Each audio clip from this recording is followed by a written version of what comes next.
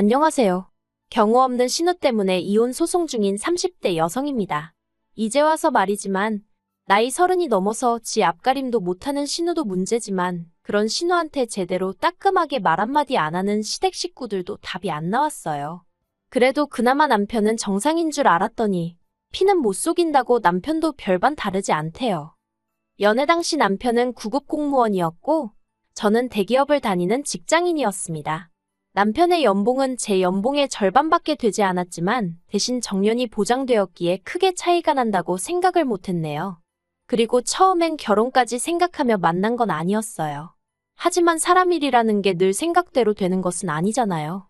별 문제 없이 사귀다 보니 언젠가부턴 서로가 당연히 결혼을 할 거라는 전제로 대화를 나누고 있더라고요. 그런데 막상 본격적으로 결혼 이야기가 진행이 되기 시작하니 왜 어른들이 결혼은 둘이서만 좋아서 될 일이 아니라고 하는 건지 조금은 이해가 갔습니다. 어디서부터 이야기해야 하나 싶지만 허심탄회하게 한번 털어놓아 볼게요. 솔직히 말해서 남편이 하고 다니는 거 보면 사람이 멀끔하고 한마디로 없는 집 아들 같단 생각이 안 들었어요. 그런데 알고 보니 남편은 소위 시댁의 기둥 같은 존재였습니다. 시부모님은 마지막 사업이 실패한 이후로 남편이 드리는 용돈에 소일거리로 버시는 돈을 더해 생활을 이어가고 계셨고 노후 준비는 당연히 되어 있지 않았어요. 사시는 곳도 당장은 전세였는데 만약에 집주인이 전세보증금을 더 올리겠다 하면 그때는 이사를 가실 거라 했고요.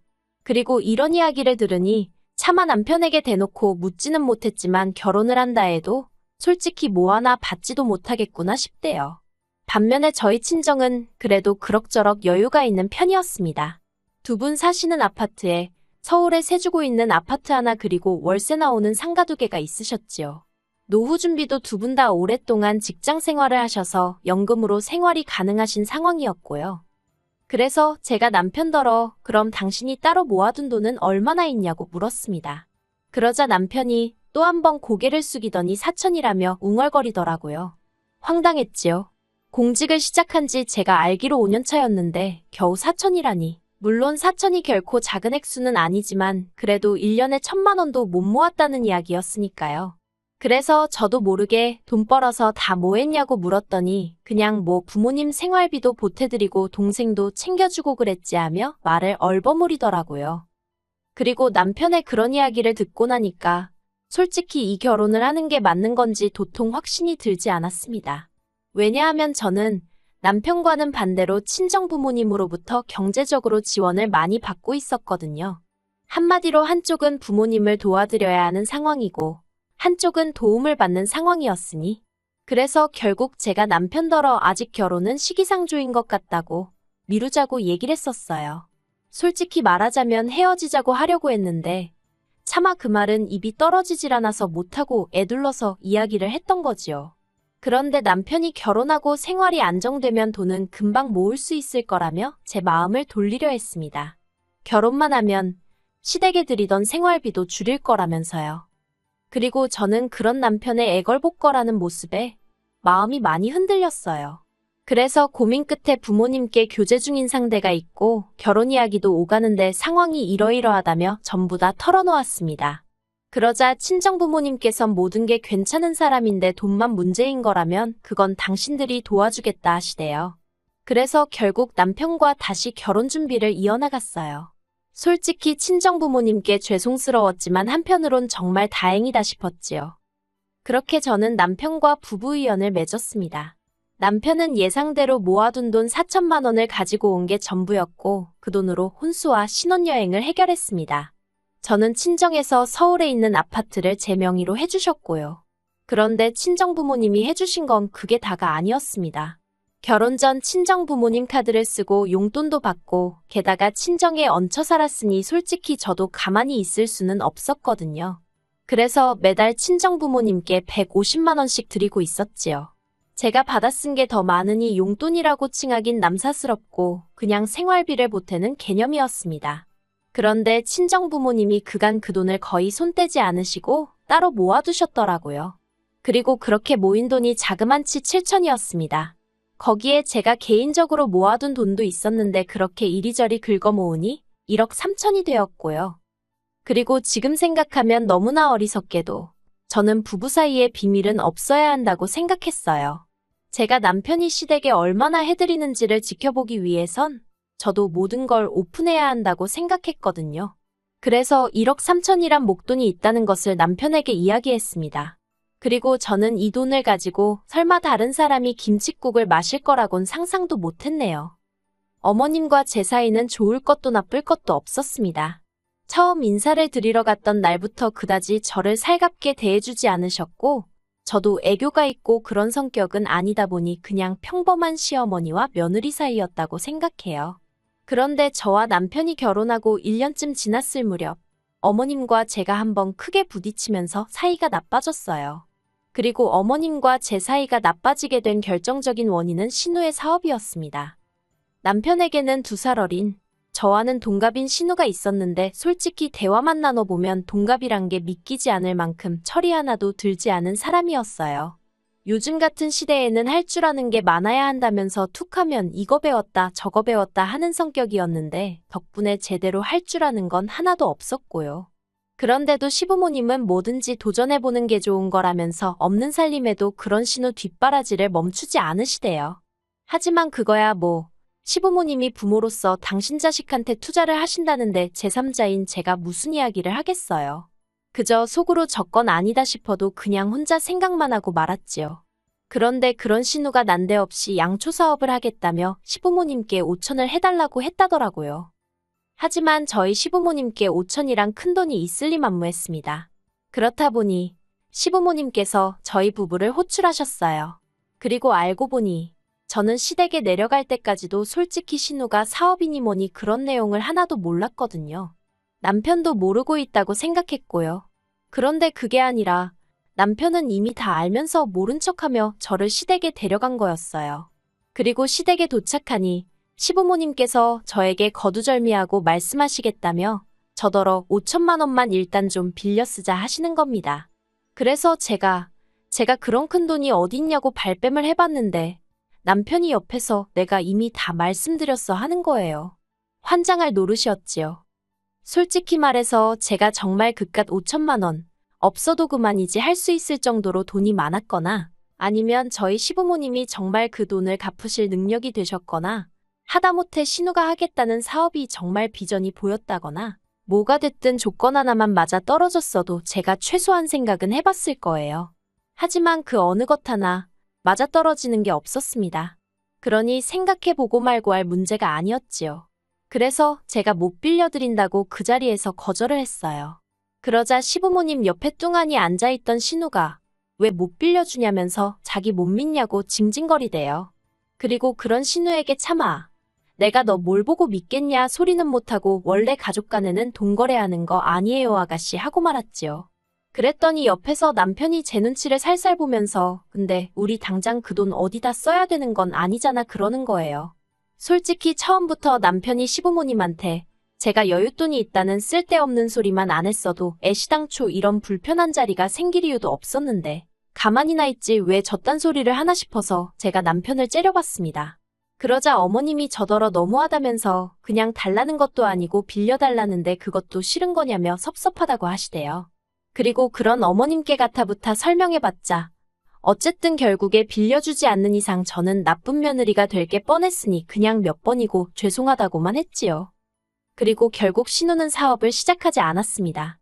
사실 제가 냉정하게 딱 잘라 거절을 하긴 했지만 마음이 편치만은 않았거든요. 그래서 신우에게 요새는 판매하는 사업 같은 건 온라인으로 먼저 시작하는 경우도 많다고 이럴 경우에는 초기 자본이 그렇게 많이 들지 않는다고 몇 번 조언을 했어요. 그런데 신우가 그런저더러 그렇게 잘 알면 그쪽이나 그렇게 해서 돈 벌라고 하더라고요. 그리고 이때 저도 시쳇말로 빈정이 확상했습니다. 저는 지한테 매번 아가씨 아가씨하고 불러주는데 지는 언니 소리는 죽어도 못하겠다며 제 이름에 씨만 붙여 부르기가 일수더니 급기야는 그쪽이라니. 그래서 저도 그때부턴 신우한테 관심 딱 끊었네요. 그리고 그렇게 사이가 나빠진 걸 어머님은 전부 다 제 탓이라 생각하시는 눈치셨어요. 제가 생각했을 때는 애시당초 며느리 돈을 가져다 딸 사업 자금으로 쓰시려고 한 어머님 때문에 벌어진 사단이었는데 말이에요. 아무튼 이 일로 서로 간의 감정은 크게 상했지만 저는 개의치 않았어요. 냉정하게 말해서 저는 아쉬울 게 하나도 없었거든요. 그리고 이후로 1년이란 시간이 또 흘러 지난달이었네요. 웬일로 신우에게 연락이 왔습니다. 받을까 말까 잠시 고민하다 제가 지한테 뭐 잘못을 한 것도 아니고 왜 피하나 싶대요. 그래서 받았더니 세상에 아무 일도 없었다는 듯 잘 지냈냐입니다. 얼마나 황당하던지 저는 신우가 다른데 전화할 걸 저한테 잘못한 줄 알았어요. 신우는 날씨가 더워지는 것 같다느니 사람들이 어쩐다느니 시덥잖은 소리를 늘어놓더니 조만간 한번 봤으면 좋겠다는 거예요. 그리고 저는 그 순간 본능적으로 또 뭐 부탁할 게 있구나 싶었습니다. 그리고 뭐가 됐건 간에 도와줄 생각은 없었지만 그래도 혹시나 다른 이야기를 할 수도 있으니 그러자고 한번 만나자고 했어요. 마음 한구석에선 혹시나 신우하고 관계가 나아지면 남편이 좋아하겠구나 싶은 생각도 있었고요. 그리고 그렇게 만난 신우는 뜬금없는 소리를 했습니다. 제가 다니는 회사에서 이번에 전 국민을 상대로 공모전을 한다며 자기가 이번에 응모를 할 거니까 자기를 1등으로 뽑아달라는 거예요. 1등이 되면 상금이 1,000만 원인데 그걸로 유럽 여행을 가고 싶다나요? 어이가 없고 황당해서 무슨 수로 아가씨를 1등으로 뽑냐고 되물었습니다. 그랬더니 같이 일하는 직원들한테 미리 말을 해놓으면 되는 거 아니냐는 말도 안 되는 소리를 하더라고요. 한심하고 기도 안 차서 제가 괜히 나온 것 같다 하고 먼저 자리에서 일어났어요. 그리고 집에 돌아오니 벌써 남편이 신우랑 통화를 한 건지 어두운 표정을 하고 있었습니다. 그런데 저를 보더니 한숨만 푹 내쉬고 아무 말도 안 하더라고요. 그래서 저는 속으로 자기가 생각해도 어이가 없으니 나한테 따지지도 못하는 거겠지 싶대요. 그리고 남편이 잘못한 건 아니니까 좀 안쓰러운 마음도 있었어요. 저를 보기가 얼마나 창피할까 싶어서요. 그런데 얼마 안 있다가 남편이 얘기 좀 하자더니 번번이 왜 이렇게 서운하게 하냐입니다. 제가 그게 무슨 소리냐니까 자기도 자기 여동생이 저만큼 똑부러지지 못한 건 알지만 그래도 그렇게 매번 무시하는 건 경우가 아니지 않냐며 제가 너무한 것 같다는 거예요. 그리고 저는 그때까지도 이게 신우의 문제지 남편의 문제라곤 생각하지 않았기 때문에 싸울 생각은 없었어요. 그래서 서운하게 하려던 건 아닌데 미안하게 됐다고 했습니다. 그랬더니 자기 기분이 문제가 아니라 신우가 울고불고 난리가 났다면서 저 때문에 아무것도 하기 싫다고 의욕이 꺾였다고 그러더라는 거예요. 듣는데 어이가 없었지만 그래서 나더러 어떡하라는 거냐고 물었어요. 그러자 남편이 한다는 말이 이참에 그간의 일을 사과하는 의미로 유럽 여행을 제가 보내주면 어떻겠냐입니다. 14박 15일 정도로요. 그 말을 듣는데 순간 화가 나서 눈이 뒤집힌다는 게 이런 기분인가 싶대요. 당연히 용납할 수 없는 이야기였고 그 말을 시발점으로 남편과는 전에 없이 크게 다투게 되었습니다. 남편은 제가 신우를 무시한 게 문제라며 그걸 먼저 사과해야 한다우겼고 저는 무시한 적도 없지만 이제 정말 무시해야겠다고 아주 네 동생이나 너나 수준도 안 맞고 뻔뻔해서 상종도 못하겠다 받아쳤어요.